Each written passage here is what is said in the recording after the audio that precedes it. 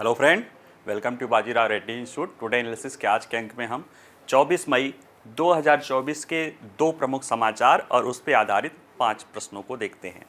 आज दो ही टॉपिक इसलिए लिए हैं क्योंकि जो पहला टॉपिक है वो थोड़ा डिटेल में है, हिस्टोरिकल बैकग्राउंड में उसको लेकर किया गया है।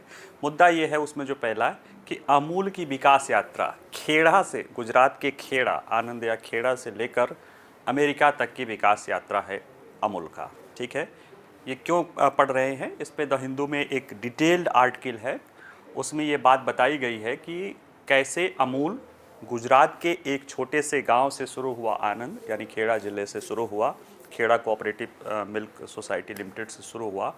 आज निर्यात तो 50 से ज़्यादा देशों में ये करता ही करता है। अमेरिका के वहाँ पे 108 साल पुरानी एक cooperative society, Michigan cooperative society के साथ मिलकर ये अमेरिका में ताज़ा दूध जो है लॉन्च कर रहा है अमूल ब्रांड के नाम से।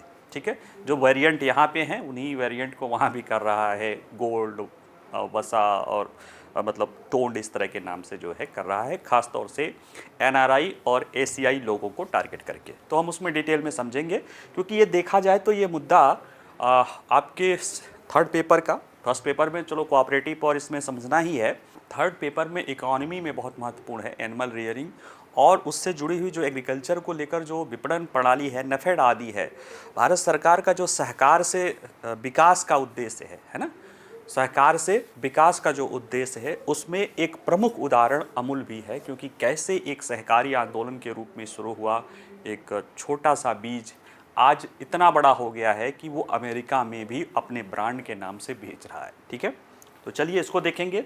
दूसरा है स्कारलेट जोहानसन बनाम ओपन एआई का मामला। स्कारलेट जोहानसन ब्लैक विडो नाम की कैरेक्टर में जो अभिनेत्री हैं, उन्होंने ओपन एआई पर आरोप लगाया है कि उसके एक जो है मॉडल, उसमें उनकी आवाज़ का प्रयोग किया गया है। ठीक है, तो इसको समझने की कोशिश करेंगे। साथ ही में इससे जुड़ा है व्यक्तित्व अधिकार का मुद्दा और उसमें भी भारत में व्यक्तित्व अधिकार का मुद्दा, क्योंकि अभी ही दिल्ली हाई कोर्ट ने जैकी श्रॉफ के मामले में जो है कुछ निर्णय दिया है। तो पर्सनालिटी राइट क्या है उसको भी समझने की कोशिश करते हैं और फिर इन्हीं से जुड़े हुए 5 MCQ क्वेश्चन को आपको बताएंगे, उसका हल नहीं बताएंगे, उनको आप पे चर्चा कर देंगे। ठीक है, देखिए ये है अमूल का पार्ट। यहाँ से शुरू हुआ अमूल, कहाँ से? गुजरात के खेड़ा से। कैरा भी है लेकिन उसको अब खेड़ा कहते हैं। तो खेड़ा से अमेरिका तक की अमूल की विकास यात्रा हम इस लेख में पढ़ेंगे। एक क्रोनोलॉजिकल या ऐतिहासिक परिदृश्य में धीरे धीरे करके ये कहानी बढ़ी है, बहुत अच्छे से। उसमें अगर आप इंग्लिश में पढ़ सकते हैं तो द हिंदू में पढ़िएगा, नहीं तो ट्रांसलेशन मैंने कर दिया है और उसी को करके देखा है। बड़े आराम से आपको सारी चीज़ें समझ में आती जाएंगी अगर आप इसको PDF में पढ़ते जाएंगे, फिर भी थोड़ा बताते भी हैं। तो देखिए चर्चा में क्यों है, क्योंकि भारत की सबसे बड़ी डेयरी सहकारी संस्था अमूल, यानी इसका नाम है गुजरात सहकारी दुग्ध विपणन महासंघ, Gujarat cooperative milk marketing federation, इसका नाम है और इसका ब्रांड है अमूल। इसने रविवार 19 मई को एक अखबार में विज्ञापन दिया कि 108 साल पुराने अमेरिकी सहकारी संगठन Michigan milk producer association MMPA के साथ साझेदारी की घोषणा की है और अमूल इसके साथ साझेदारी में अमेरिकी बाजार में ताज़ा दूध के 4 वेरिएंट लॉन्च कर रहा है अमूल ब्रांड के नाम से।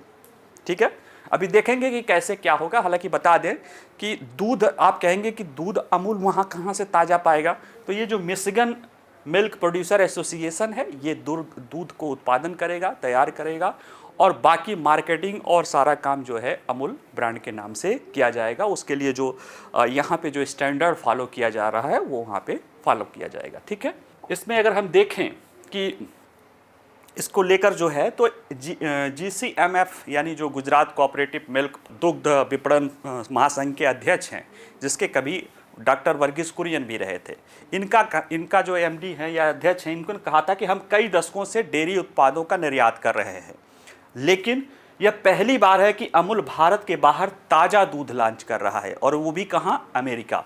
और वहाँ पे जब इसे सफलता हो जाएगी तो उसके साथ साथ ये दुनिया के अन्य देशों में भी ताज़ा दूध अमूल ब्रांड के नाम से बेचने पर यह विचार कर रहा है। ठीक है, वर्तमान में 50 देशों में डेयरी उत्पादों का निर्यात अमूल द्वारा किया जाता है और अमूल से जुड़े हुए टोटल यानी इसमें डेयरी सहकारी सदस्यों के रूप में 36 लाख डेयरी किसान जो है अमूल से जुड़े हुए हैं या उनकी आजीविका या उनका विकास कार्य जो है अमूल के द्वारा हो रहा है। यानी अमूल अगर आप उसको कहेंगे तो जो Gujarat cooperative milk federation milk marketing federation है उसमें 36 लाख किसानों का वो सहकारी समूह है जो आज देखा जाए तो नेस्ले एंड मेडलॉज जैसे ब्रांड्स को भी टक्कर दे रहा है। तो जरा से इसकी विकास यात्रा कि कहाँ से शुरू हुआ और कहाँ तक पहुँचा है, उसमें कैसे कैसे इसका विकास हुआ है, इसको समझने को देखने की कोशिश करते हैं। तो देखिए, अमूल का जन्म, दूध माफियाओं से मुक्ति। अमूल का जन्म कहीं ना कहीं एक वो चुनौती से हुआ है जिसे दूध माफिया के रूप में कह रहे हैं।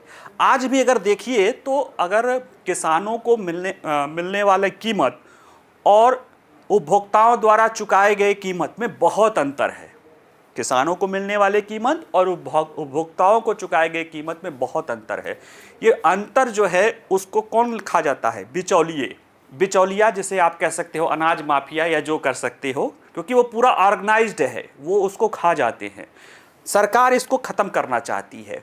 उसमें सबसे बड़ी भूमिका वो उसको लगता है कि सहकार से विकास, कोऑपरेटिव सोसाइटी को महत्व है। और ये जो सरकार है, हालांकि अब चुनाव के बाद जो भी सरकार आएगी उसमें, लेकिन जो अभी पिछली सरकार रही है उसमें सहकारिता मंत्रालय उस व्यक्ति को दिया गया था जो प्रधानमंत्री का सबसे करीबी यानी कि गृह मंत्री अमित शाह को। ये महत्व दिखाता है कि सरकार कैसे, सरकार के लिए सहकारिता कितना महत्वपूर्ण है और उसके जरिए उसको लगता है कि किसानों के जीवन में वास्तविक में परिवर्तन हो सकता है। ये बिचौलियों को हटा के किसानों को मार्केट का लाभ दे सकते हैं और उसको जो ज़रूरी है, सहकारिता को आगे बढ़ने के लिए जो चीज़ें चाहिए वो हमें अमूल का मॉडल सब सिखा जाएगा। उसकी विकास यात्रा में भी दिख जाएगी कि किसानों को अगर अपने माल का बेहतर चीज़ गुणवत्ता जो है कीमत पानी है, विकास करना है, तो सहकारिता में जाना पड़ेगा। और उस सहकारिता को सफल करने के लिए, सारे सहकारिता सफल नहीं हुए, जो सफल हुए हैं क्यों सफल हुए हैं उनको देखिए, समझिए। तो पहले देखिए कि इसका जन्म क्या हुआ। तो 1945 में, पहले गुजरात भी बॉम्बे राज्य का ही एक वो था, उसमें था। तो 1945 में बॉम्बे मिल्क स्कीम लागू की गई थी, जिसके तहत आनंद से यानी खेड़ा जिले के आनंद से दूध का व्यापार खूब फल फूल रहा था। इसमें बॉम्बे सरकार ने आनंद से बॉम्बे तक की दूध आपूर्ति करने के लिए एक पॉल्सन लिमिटेड एक कंपनी थी जो डेयरी थी, वो यहाँ से दूध लेती थी। कहाँ से? आनंद से दूध लेती थी। इसका पाश्चराइजेशन किया जाता था, इसके बाद मुंबई में उपभोक्ताओं तक पहुँचाया जाता था। उसके पहले कई ठेकेदार, आपूर्तिकर्ता और वितरकों के माध्यम से ये सारा काम चलता था। पॉल्सन लिमिटेड देती थी, इसके लिए बॉम्बे सरकार इसके लिए जो है अथराइज की थी इसको। और ये दूध डायरेक्ट किसानों की न जगह कई सारे ठेकेदारों, जो दूध के ठेकेदार थे, उनके जरिए लेती थी। और इसमें क्या होता था कि इस समझौता से पॉल्सन यानी जो कंपनी थी, सरकार और बिचौलियों के लिए सफल रहा। इसमें काफ़ी बड़ा लाभ जो है वो अपने अपने हिस्सों को रखते थे। लेकिन जो उत्पादक था, कौन से उत्पादक थे? किसान, डेयरी किसान। उनकी होल्डिंग पावर यानी उनको अपने प्रोडक्ट को रोकनी, वैसे भी दूध कच्चा चीज़ होता है। आज उत्पादन करो और अगर आज दिन भर में आपका उसका उपयोग नहीं कर पाए तो बहुत कम मात्रा में, मान लिया आप चलो दही बना लोगे, घी बना लोगे, लेकिन उसका बहुत कम क्षमता होती है कि उसको स्टोर करने की। अनाज की तब भी होती है। ऐसे में दूध का किसान बड़ा सशक्तबल होता है मार्केट को लेके, और इसका फ़ायदा बिचौलिए उठाते थे। वो अब लाभ को किसानों तक नहीं जाने देना चाहते थे, क्योंकि उनको लगा अगर किसानों को लाभ मिल जाएगा तो उनका जो बीज का हिस्सा है वो कम हो जाएगा या उनकी बादशाहत कम हो जाएगी। इससे किसान बड़े दुखी थे।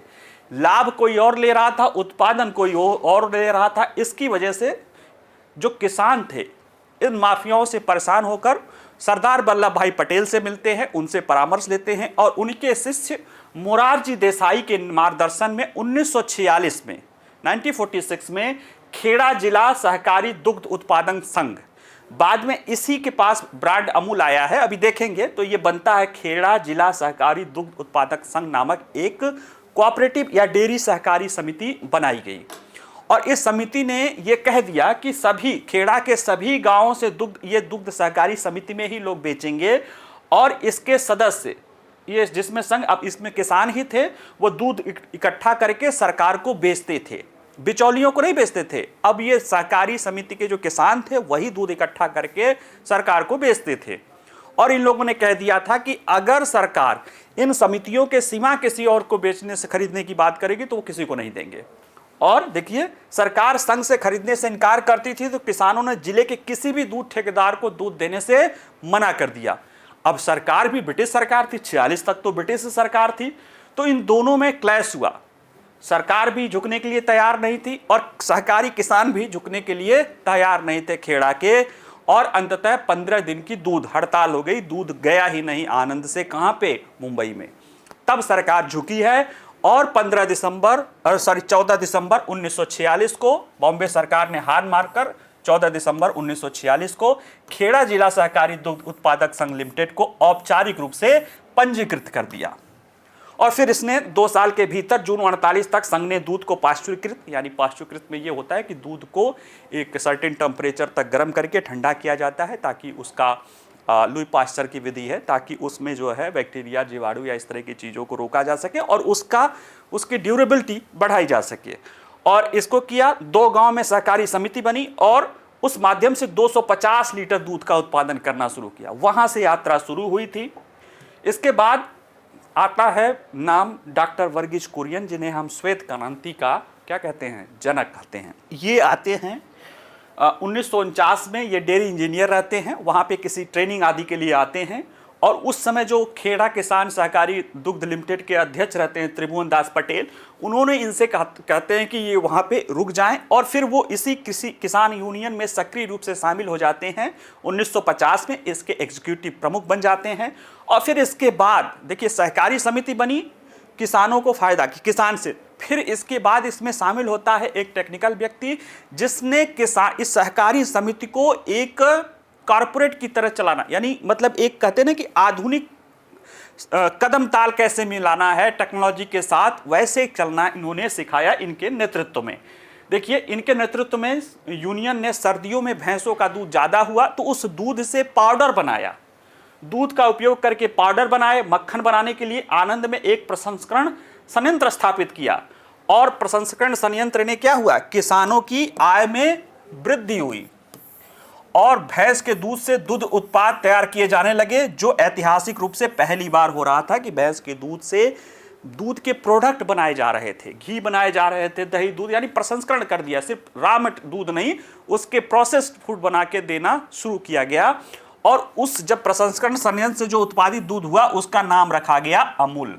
जो आज हम अमूल देखते हैं उसका नाम उसी भैंस के दूध का जो प्रसंस्करण किया गया था उसका नाम रखा गया था।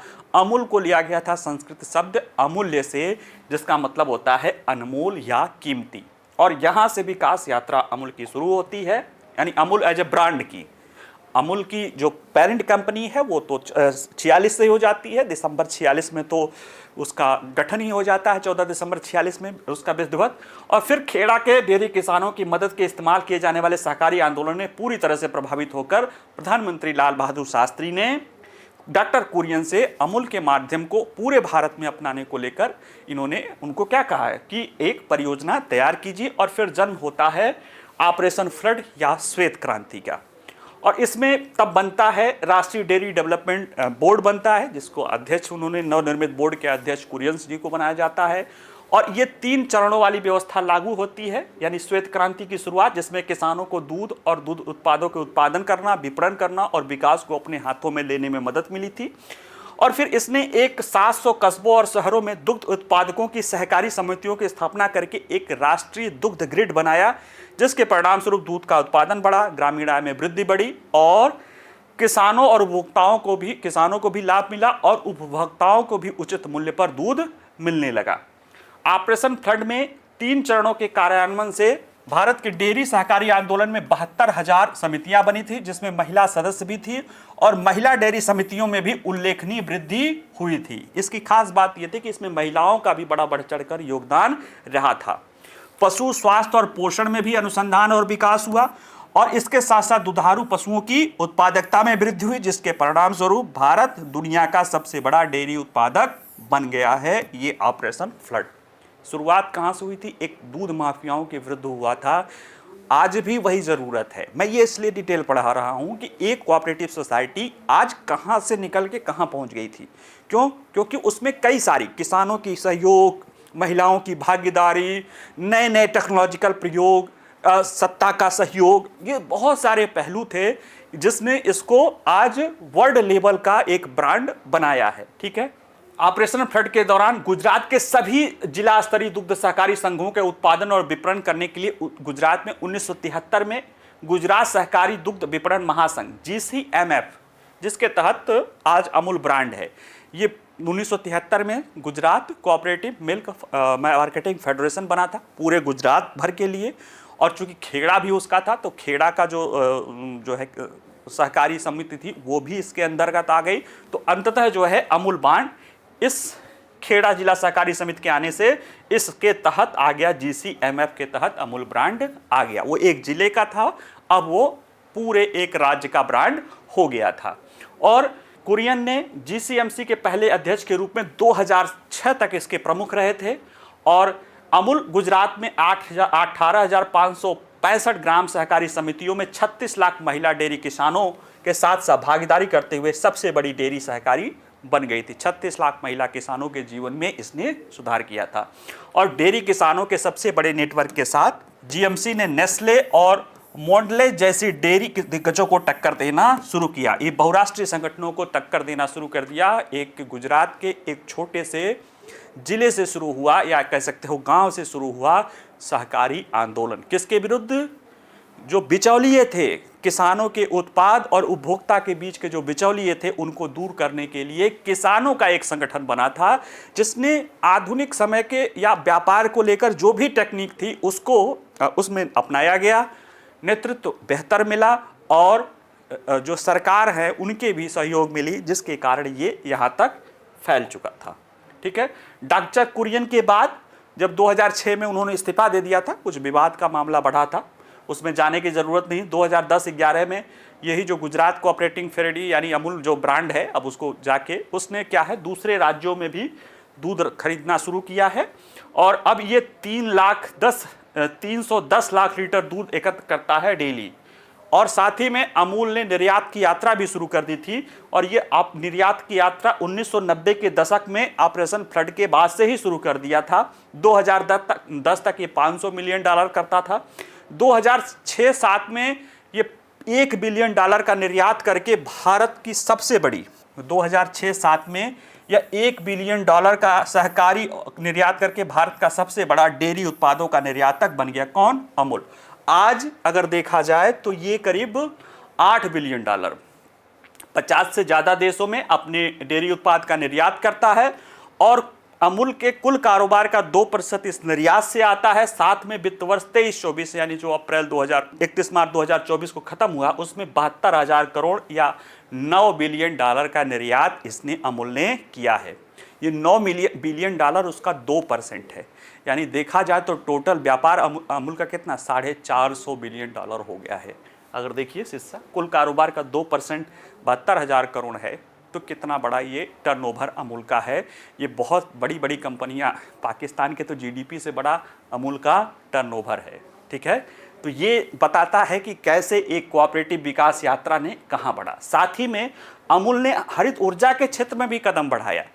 अगर जैसे कि ये सरकार जब बनी, वर्तमान सरकार जो अभी चल रही है, इसने पिछला दशक देखा, इसने जो है बायो ऊर्जा या बायो CNG की तरफ भी सरकार ने हरित ऊर्जा में निवेश करना शुरू कर दिया। तो अमूल ने जैव ईंधन पर भी अपना ध्यान शुरू कर दिया।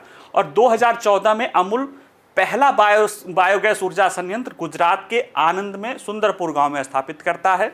और फिर इसके बाद ये सारी चीज़ें चलती चलती आज बनासकांठा जिले का जो बायो CNG प्लांट है वो पिछले 3 सालों से सफलतापूर्वक चल रहा है। और उस जिले में लगभग 1 लाख CNG वाहनों को स्वच्छ ईंधन की क्या कर रहा है, वो आपूर्ति कर रहा है। इससे क्या हो रहा है किसानों को अतिरिक्त आय मिल रही है। पर्यावरण का जो नुकसान, जैसे पशुपालन को कहते हैं कि ग्लोबल वार्मिंग के लिए जिम्मेदार, क्योंकि उसमें से पशुपालन के दौरान मीथेन निकलता है। मीथेन तो वैसे भी निकलना है, अब उसके गोबर को अगर उपयोग करके बायो सीएनजी बना के उसको सही ढंग से कर दिया जाए, तो जितना सीएनजी हम इस्तेमाल कर रहे हैं और उतना, पहले तो ये देखा जाए कि जीवाश्म ईंधनों का उतना कम उपयोग हुआ और वो सही तरीके से उसका जो है उपचार होने से ग्रीन हाउस गैसों में भी कमी आई। क्योंकि अब वो सीएनजी जो मीथेन होता है, मीथेन का जो है green house effect carbon dioxide की अपेक्षा ज़्यादा होता है, और मीथेन जब ऑक्सीजन के साथ जलेगा तो वो कार्बन डाइऑक्साइड और पानी बनाएगा, यानी जलवाष्प बना देगा। तो ऐसा है कि कार्बन डाइऑक्साइड तो निकला लेकिन मीथेन से कम खतरा हुआ, और उतना जितना हम ईंधन प्रयोग करते जीवाश्म ईंधनों का, उतना हमने बचाया। तो ये सारी चीज़ें हुई है। इसमें देखिए 3.4 करोड़ किलोग्राम से अधिक का गोबर का प्रसंस्करण कर रहा है, यानी किसानों को अब उनके डेयरी से, उनके दूध उत्पाद से तो आय मिल रहा ही है, जो पशुओं का बाई प्रोडक्ट यानी गोबर आदि है उसका भी इस्तेमाल करके वो उनको लाभ मिल रहा है, साथ ही साथ पर्यावरण आदि को तो जो लाभ मिल रहा है वो मिल ही रहा है। अमूल के वैश्विक होने की विकास यात्रा, जिस पर से हमने ये शुरू किया था, तो वैश्विक मंच पर प्रवेश करते हुए अमूल ने इस मई में अपने सहकारी भागीदार मिशिगन मिल्क प्रोड्यूसर एसोसिएशन, जिसकी स्थापना 1916 में हुई थी, इसके माध्यम से संयुक्त राज्य अमेरिका में ताज़ा दूध बेचना शुरू किया। ये Chicago, Dallas, Michigan, Ohio, Wisconsin तक पहुंचने में अमूल का जो रेंज है, अमूल गोल्ड, अमूल शक्ति, अमूल ताज़ा और अमूल स्लिम एंड ट्रिम, इसको जैसे भारत में जो वेरिएंट है उसी के आधार पर वहाँ भी बेचा जा रहा है। मात्रा थोड़ा सा अलग है, गैलन है, आधा गैलन है, यानी 3.9 लीटर है, और उसी तरह से आप उसको आधा कर लीजिएगा। और ये टारगेट किसे किया जा रहा है? अमेरिका में रहने वाले एनआरआई और जो एशियाई लोग हैं उनको टारगेट करते हुए अमूल का ये ब्रांड चल रहा है। और अमूल की योजना है कि यहाँ के लॉन्च करने के बाद अन्य देशों में भी इसी तरह से ये आगे बढ़ेगा। तो ये रहा पूरा एक अमूल की विकास यात्रा। द हिंदू में ये लिखा हुआ है, बहुत अच्छे से ये बताया गया है, और हमें इसको समझना पड़ेगा कि हम ये क्यों पढ़ रहे हैं, क्योंकि एक तो हमारे सिलेबस का हिस्सा है, दूसरे हमें ये जो कोऑपरेटिव सोसाइटी है इस पे क्यों बल देना है, क्योंकि इसमें वो गुण छुपा हुआ है किसानों को अधिकतम उपज दिलाने का, उनके उपज की अधिकतम कीमत दिलाने की, और उपभोक्ताओं को सही कीमत दिलाने का। यानी किसानों के उत्पाद का जो किसान पाता है और जो उपभोक्ता पेट करता है, उसके बीच के जो अंतर है उसको कम से कम करने में कोऑपरेटिव सोसाइटी का जो महत्व है वो ये बताता है। बाकी अगर समय के कदम ताल मिलाते हुए अगर उस कोऑपरेटिव सोसाइटी चलना शुरू कर दे तो वह क्या करनेंगे, रिवर्स ग्लोबलाइजेशन भी हो रहा है। अमेरिका की कंपनियों की चीज़ें हम यहाँ ब्रांड तो बेचते ही हैं, खरीद देखते ही हैं, हमारा दूध का ब्रांड अमेरिका में भी बिक रहा है। ये एक तरह से कह सकते हो कि एक, अगर आप में क्वालिटी है और अपने ब्रांड को सही ढंग से कर रहे हैं तो आप रिवर्स भी जाके काम कर सकते हैं, यानी ये बात ये बता रहा है। अगला देखते हैं, स्कारलेट जॉनसन। ये स्कारलेट जॉनसन है, ब्लैक विडो गर्ल, हॉलीवुड की अभिनेत्री हैं, और ये है ओपन एआई, जिसका चैट जीपीटी मॉडल बहुत फेमस है। साल एल्टमन उनके सीईओ बहुत फेमस है, चर्चा में रहते हैं। इन दोनों के बीच में अभी हो गया है कुछ, क्योंकि इन्होंने ओपन एआई पर आरोप लगाया है कि इसके द्वारा इनकी आवाज़ का उपयोग किया जा रहा है, वो भी इनके परमिशन के बगैर। तो आइए ज़रा देखते हैं कि चर्चा में क्यों है। तो हॉलीवुड अभिनेत्री स्कारलेट जोहानसन ने ओपन एआई के GPT 40 या 40, ठीक है, 40 GPT 40 चैट जीपीटी है, ये GPT 40 में एक जो कह सकते हो जो वॉइस उसमें व्यवस्था है, वॉइस सर्चिंग की व्यवस्था या वॉइस चैटबॉट है, उसमें 5 तरह की आवाज़ हैं, जिसमें से एक है स्काई। उसकी आवाज़ इनका कहना है कि इनसे मिलती जुलती है, काफ़ी हूबहू उनसे मिलती है। देखिए इन्होंने कहा है कि उनकी अपनी आवाज़ से अजीब तरह से मिलती जुलती लगती है, और उन्होंने आरोप लगाया है कि उनकी आवाज़ का उपयोग करने का नकल हो रहा है। और यह जोहानसन केवल अकेली नहीं है, इसी तरह के अन्य कई लोगों ने ओपन एआई पे आरोप लगाया है कि उसके इंटेलेक्चुअल राइट या व्यक्तित्व के अधिकारों का क्या कर रहा है, ओपन एआई उल्लंघन कर रहा है। कैसे देखिए, तो जोहानसन और GPT-40 का स्काई है। तो ओपन एआई ने पिछले हफ्ते GPT-40 नाम से अपना नवीनतम एआई मॉडल पेश किया है, जिसमें चैट जीपीटी की मौजूदा विशेषताओं में सुधार किया गया है। सुधार क्या किया गया है इसमें वॉइस मोड नामक एक ऐसी सुविधा भी लोगों को मिली है, जिसमें वो 5 एआई चैटबॉट के साथ वॉइस वार्तालाप करके होता है और 5 तरह की आवाज़ चुनने का इसमें सुविधा देती है। इसी 5 तरह की आवाज़ों में एक स्काई नाम की सुविधा है, जिसमें कथित तौर पे जोनासन कहती हैं कि उनका आवाज़ लगता है। और ये आरोप लगने के बाद ओपन एआई ने स्काई के जो सुविधा है उसको बंद कर दिया है। हालांकि कहा है कि ये उनकी आवाज़ नहीं है, किसी अन्य आवाज़ कलाकार की आवाज़ है जो उनसे नहीं मिलती है। ठीक है, जब नहीं मिलती है तो बंद क्यों किए? पहली बात, ये कंपनी वाले ना कुछ भी कहते रहते हैं। ठीक है, और देखा जाए तो एआई के संबंध में कॉपीराइट से जुड़ी अन्य शिकायतें, ये जोनासन ही नहीं है कि जिन्होंने पहले बार कहा है, और भी लोग हैं। इसमें लिस्ट बड़ी लंबी है और ये लिस्ट सिर्फ इन्हीं की नहीं है, ओपन एआई से नहीं जुड़ा है, ये पूरा आर्टिफिशियल इंटेलिजेंस से जुड़ा हुआ मामला है। आर्टिफिशियल इंटेलिजेंस और लोगों के इंटेलेक्चुअल प्रॉपर्टी राइट से जुड़ा हुआ।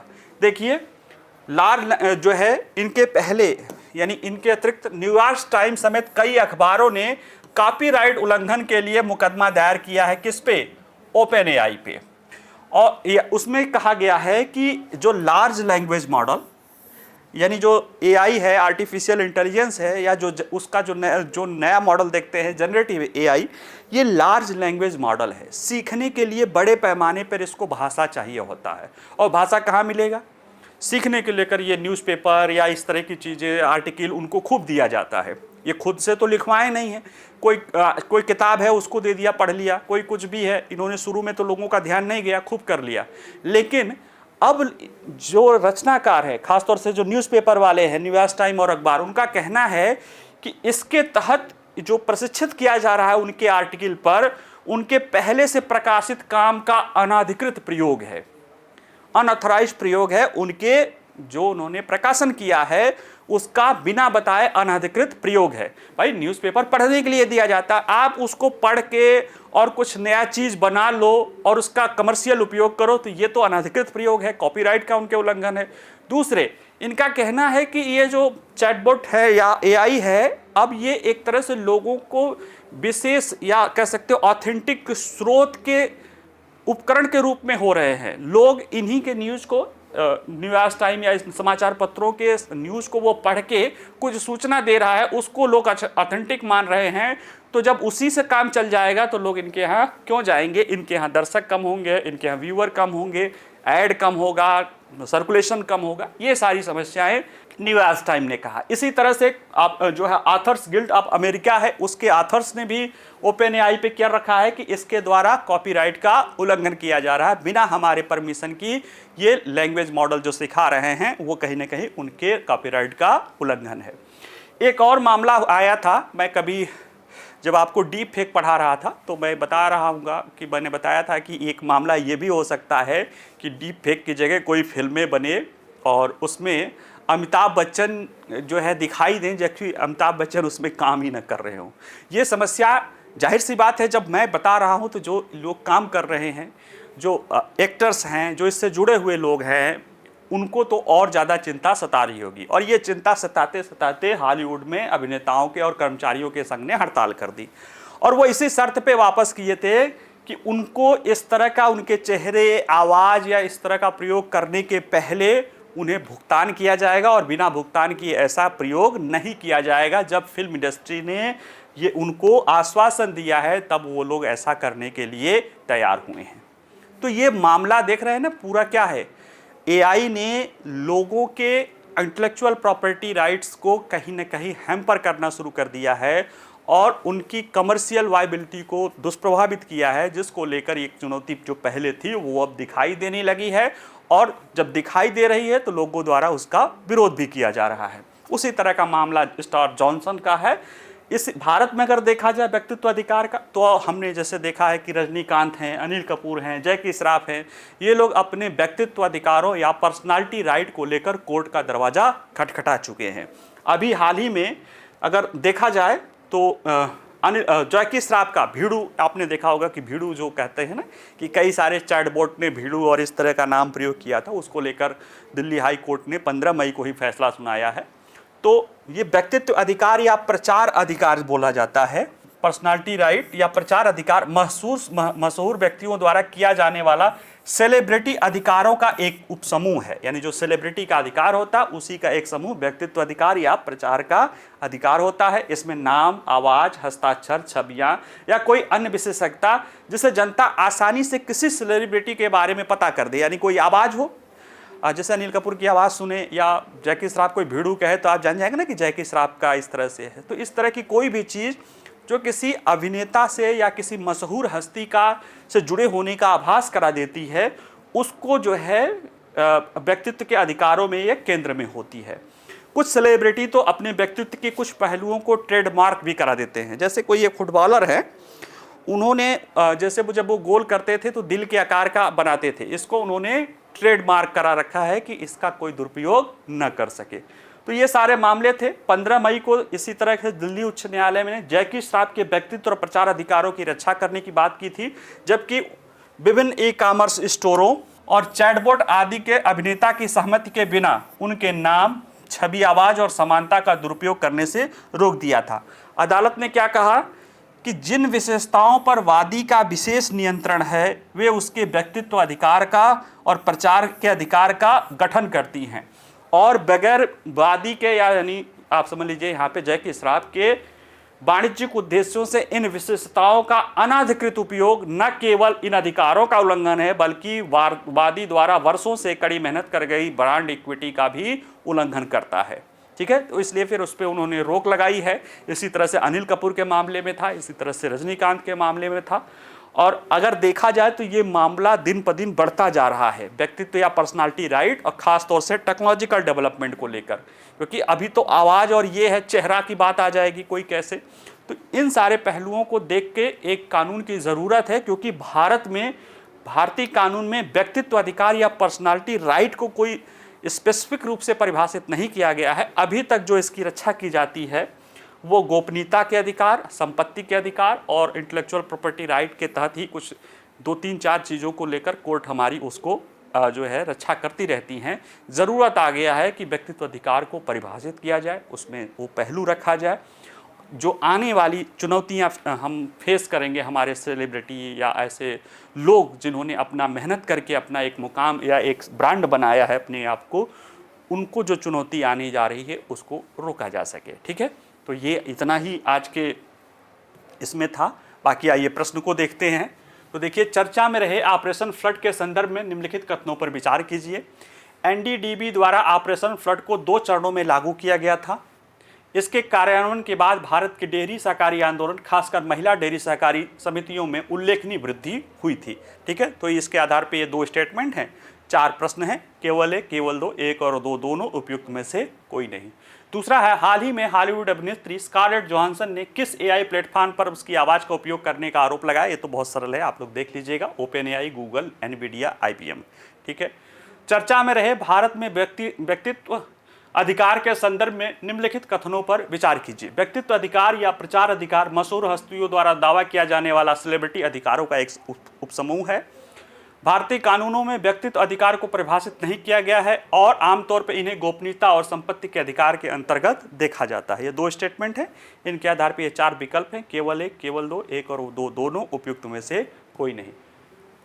अगला प्रश्न है, अमूल ब्रांड के विकास प्रेरक कारकों के संदर्भ में निम्नलिखित कथनों में से कौन सा से कथन सही है। यानी किसने अमूल के विकास को मदद पहुंचाई। गुजरात के आनंद में दूध माफियाओं द्वारा दूध किसानों का उत्पीड़न, सरदार वल्लभ भाई पटेल का परामर्श एवं मोरारजी देसाई का मार्गदर्शन, डॉक्टर वर्गीज कुरियन का सफल और दूरदृष्टि वाला नेतृत्व और उपयुक्त सभी। ठीक है, तो आप इसको सॉल्व करिएगा। अंतिम प्रश्न है कि चर्चा में रहे अमूल के संदर्भ में निम्नलिखित कथनों पर विचार कीजिए। अमूल द्वारा पहली बार भारत के बाहर अमेरिकी बाजार में ताज़ा दूध के वेरिएंट लॉन्च किया गया है। अमूल 50 देशों में डेयरी उत्पादों का निर्यात करता है। और ये 2 स्टेटमेंट हैं, इनके आधार पे 4 विकल्प हैं, केवल 1, केवल 2, 1 और 2 दोनों उपयुक्त में से कोई नहीं। आपको बताना है कि इसमें से कौन सा आंसर सही है। ठीक है, चलिए आज के लिए इतना ही। आप प्रश्नों को भी सॉल्व करिएगा और अमूल वाले यात्रा को ज़रूर पढ़िएगा, समझिएगा, विचार करिएगा कि क्यों हम पढ़ें, क्यों समझें। क्योंकि कई बार कोई कुछ चीज़ होती है ना, वो तात्कालिक तो काम देती है, आपके विज़न को भी खोलती है। ख़ास तौर से आपके सिलेबस को लेकर मैं बता रहा हूँ, वैसे भी है लेकिन सिलेबस को लेकर भी मैं ये बातें बता रहा हूँ। ठीक है, चलिए, आपको वीडियो पसंद आए तो लाइक करिए, शेयर करिए। अगर कोई प्रश्न हो तो वो भी पूछिए, आप प्रश्नों के जवाब भी दे सकते हैं। ये PDF आपको डिस्क्रिप्शन में मिल ही जाएगा। बाकी पढ़ते रहिए। नमस्कार, धन्यवाद।